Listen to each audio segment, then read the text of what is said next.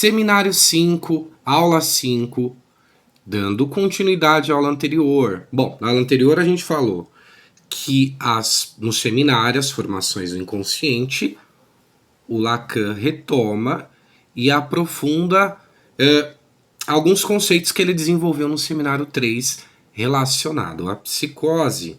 Bom, ele introduziu no seminário 3 a etiologia da psicose baseada na carência do significante. Bom, então continuando a aula anterior, que ponto nós paramos? Paramos na ideia de que no grande outro, que é o lugar da linguagem, o nome do pai ele vai funcionar como a base que organiza os demais significantes. Bom, então para que a lei, né, seja fundada, né, no nome do pai, aliás, para que a lei seja fundada no pai, é necessário um pai morto. Opa, um pai morto? Como assim? Calma, estamos falando de símbolo, né? O símbolo do pai. Qual é o símbolo do pai? O nome do pai, certo? Então, pai morto significa que o pai ele não é concreto, né? Ele opera como um símbolo, não como uma pessoa concreta. Então, o pai morto, ou seja, o pai que opera como símbolo, é o pai simbolizado que funda a lei. Vamos explorar um pouquinho mais essa ideia, né? Que é um pouco complexa. A ideia é a seguinte, ó. Para que a regra valha, né? Vamos pensar assim. Imagina que a regra da sua casa. Toda casa tem regra. A regra é a lei. Só que vamos supor que tem um pai. Então, para que essa regra ela funcione de verdade, né? Ela não pode depender apenas da presença concreta desse pai. Porque esse pai pode estar em alguns momentos ocupado, ausente. Então, para que essa regra de fato ela valha, a gente precisa que o pai, né, ele seja então não concreto, mas ele seja uma ideia, um símbolo. E é isso que o Lacan chama de nome do pai, uma ideia, um símbolo, né? E aí, essa ideia do pai morto não é necessariamente o pai que some, mas por quê? Porque se o pai é uma ideia, é um símbolo, né? Então, quando o Lacan fala de um pai morto, ele não está falando que o pai sumiu, mas ele está falando que o símbolo, apesar, ele persiste. O símbolo persiste. A construção é contínua. Então, esse significante nome do pai é um símbolo que persiste, que continua construindo, e é um símbolo que garante o quê? A autoridade dessa lei no mundo da linguagem. Então, o significante nome do pai é um símbolo que é construído sobre o contínuo, e esse símbolo que vai, esse significante nome do pai que vai garantir a autoridade da lei na linguagem. Então, a autoridade da lei na linguagem é o significante nome do pai. Tá bom? Então, isso é um pilar, o significante nome do pai, essa ideia, esse símbolo, esse nome do pai, então, é um pilar que pode-se dizer invisível de autoridade, mas que sustenta as regras no campo da linguagem. Então, a eficácia, de fato, a eficácia do nome do pai, ela não depende que esse pai seja concreto, que esse pai seja um herói, mas sim é necessário que essa regra ela existe no simbólico. Então, o que nós estamos falando é que no simbólico existe a regra Bom, e aí a carência, a falha na lei, que é a foraclusão dessa regra no simbólico, né? É o quê? A ausência do significante nome do pai no outro. Isso é foraclusão, né? E esse significante nome do pai, ele então deveria representar o outro enquanto lei, o outro enquanto garantia da lei, certo? Bom, dizendo e trocando em miúdos, quando o nome do pai ele não está no outro, falta então uma base que vai garantir o que? Essa lei simbólica. Então, quando o significante o nome do pai falta no outro, falta essa base, esse pilar que garante a lei simbólica. Esse pilar é importante porque ele garante a lei simbólica, o significante nome do pai. Então, sem o nome do pai, sem esse significante, a dialética a dialética que é essencial, que ela envolve o quê? A articulação do significante, que é, no final das contas, o ir e o vir da mensagem, para o código e do código para a mensagem, olha que importante, é destruída e se torna impossível. Rodrigo, o que é isso? Bom, sem esse significante, o sujeito ele não consegue articular a linguagem de uma forma estável. Por quê? Porque falta um ponto fixo que vai o quê? Organizar a comunicação. Então, quais são as consequências, né, estruturais dessa carência significante, dessa foraclusão? Bom, essa ausência de um significante fundamental na psicose, claro que ela vai ter então consequências diretas para a articulação do sujeito com a realidade simbólica e com o grande outro, né? Então, essa falta, então, ela vai mudar completamente como que o sujeito psicótico se relaciona então com a linguagem e com a realidade, certo? Um outro ponto que o Lacan vai trazer é a questão da redução do outro, né? Bom, a psicose é caracterizada por esse mecanismo de redução do outro, do grande outro. O que é isso? Bom, se o outro é a sede da palavra, é a garantia da verdade ao outro imaginário, então precisa, para que haja uma garantia de verdade, em contraste com o outro imaginário, bom, o psicótico ele não reconhece um grande outro simbólico. Por não reconhecer esse grande outro simbólico, tudo acaba se reduzindo o quê? Ao imaginário. Por quê? Porque não tem a mediação simbólica. Então é isso que acontece na psicose. Então essa redução do outro, né? Porque tudo vai se reduzir ao imaginário, né? Porque o psicótico não reconhece esse grande outro simbólico. Um outro ponto é a dificuldade que tem esse sujeito psicótico, então, na dificuldade na realidade humana, né? Por quê? É como se houvesse um desaparecimento de uma dualidade. Qual? O grande outro versus o outro que é dual, que a gente falou em aulas anteriores, né? O azinho, o azinho. Então, o que vai então tornar difícil para esse psicótico o quê? Manter um real humano e manter também um real simbólico, né? Ou seja, né, sem esse grande outro simbólico, a realidade do camarada vai perder a estabilidade e o real vai aparecer como? O real, no sujeito psicótico, vai aparecer sem a filtragem da linguagem, certo? Um outro ponto importante é o retorno no real, né?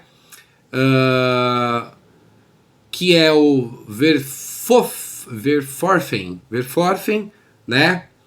Ou fora excluído ou rejeitado do simbólico. Aquilo que é rejeitado do simbólico, então no sujeito psicótico vai ter um retorno no real, vai reaparecer no real, certo? Não entrou no simbólico, retorna então diretamente no real, mas vai retornar de que forma? De uma forma crua, de uma forma invasiva. Então esse é um outro ponto. Lacan também vai falar dessa falha na ancoragem da realidade simbólica, então que pode levar a fenômenos como alucinações, né? E para o Lacan essas alucinações são que a manifestação da lei, só que como? Apresentando-se de uma forma autônoma. A lei vai se apresentar para o sujeito psicótico de uma forma autônoma. Por quê? Porque não tem a mediação do simbólico, então a lei ela meio que vai aparecer diretamente, sabe? Quer um exemplo? Por exemplo, vai aparecer como uma ordem, a lei vai aparecer como uma ordem, ou como um julgamento, faça isso, faça aquilo, ou você é isso, ou você é aquilo, né? Não tem uma mediação dessa lei, a lei vai aparecer nua e crua, né? Através de manifestações de alucinação. Então, no caso Shirabar, por exemplo, que o Lacan discutiu no seminário 3, né? Então tem a foraclusão do nome do pai, e isso vai resultar o quê? Numa intervenção que é maciça, né?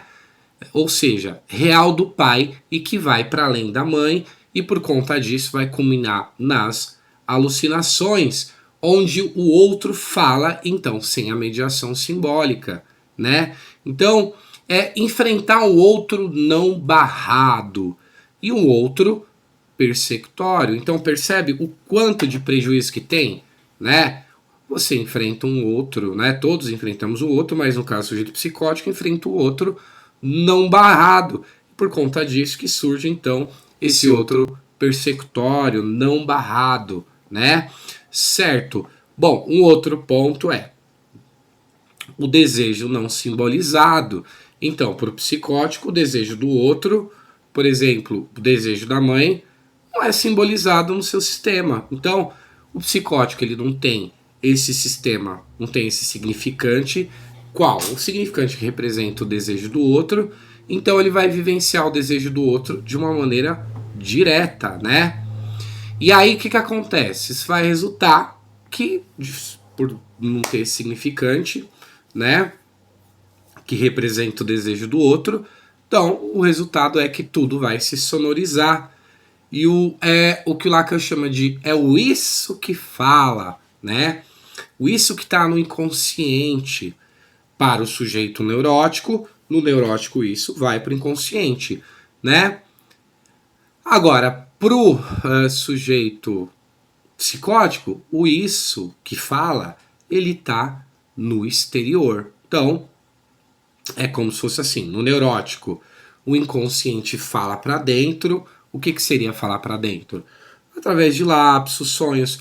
No psicótico, esse isso, né, esse inconsciente, ele vai aparecer fora através do quê? Vozes, alucinação, por isso que é exterior, tá?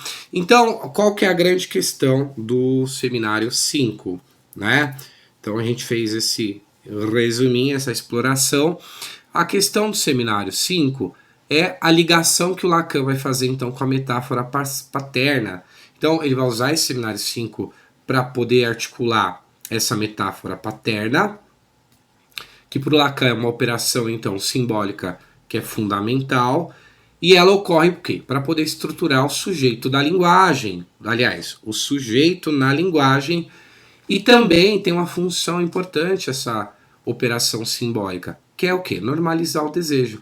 Então a metáfora paterna é uma operação importante, né? Que ela vai substituir um significante por outro, isso para poder organizar o desejo e estruturar o sujeito.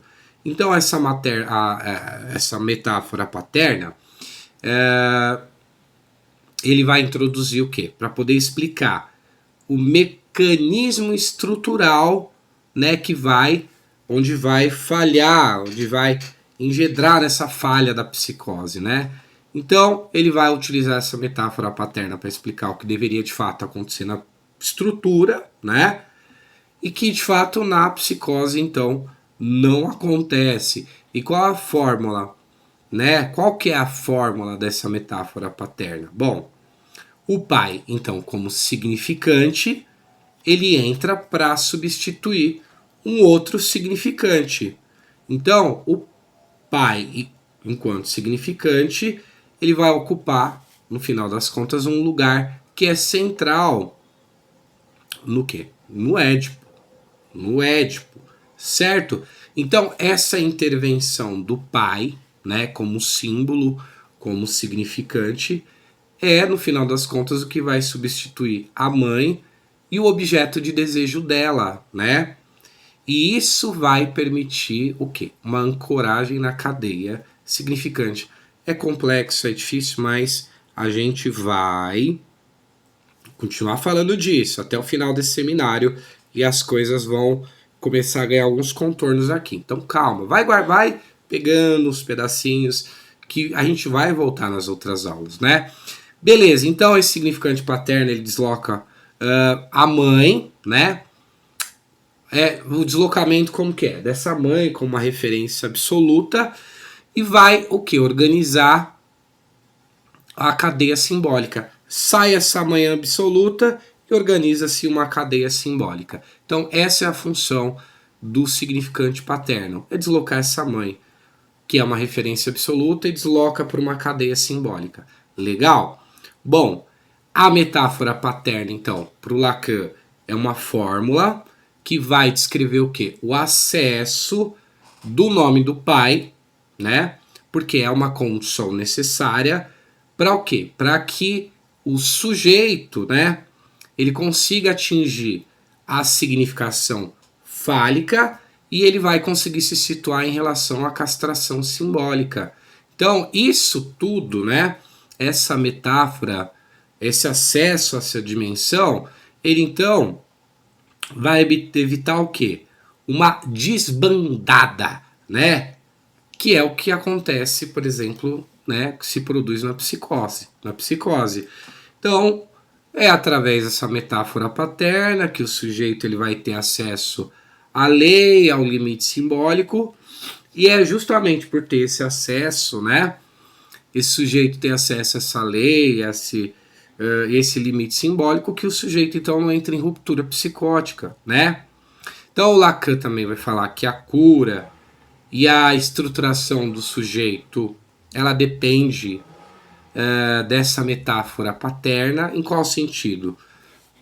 De funcionar como um point, ele chama de point de caption, né? Point de capton, é o point de capton. Então a cura e a estruturação do sujeito depende da metáfora paterna, ela funcionar como esse point de capton, né? Que é algo último que estrutura a realidade. Pô, o que é isso que acabou de falar, Rodrigo? No final das contas, é o que? A metáfora paterna, ela funciona como um ponto que é fixa. É um ponto. A metáfora paterna, ela funciona como um ponto que fixa o quê? O sentido. Então, a metáfora paterna, ela fixa, justamente para não ter essa desbandada, né? Então, precisa fixar o sentido. E é essa metáfora que faz isso.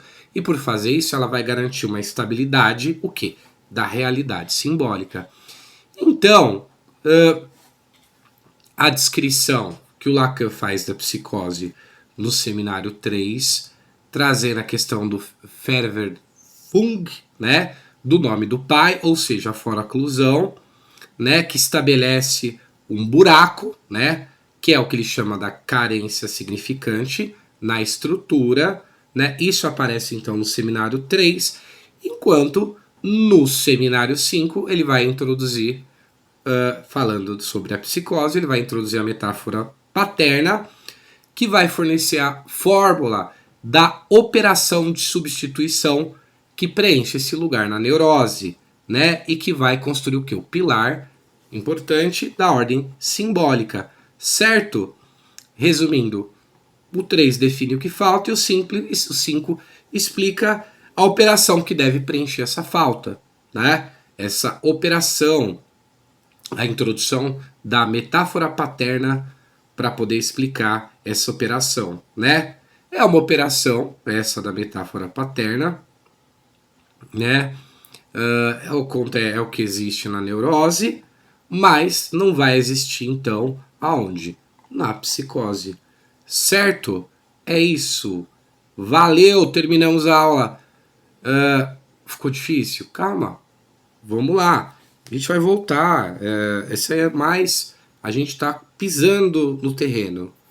Pisando no terreno. A gente vai falar mais sobre isso. Vai ficar um pouquinho, vai melhorando.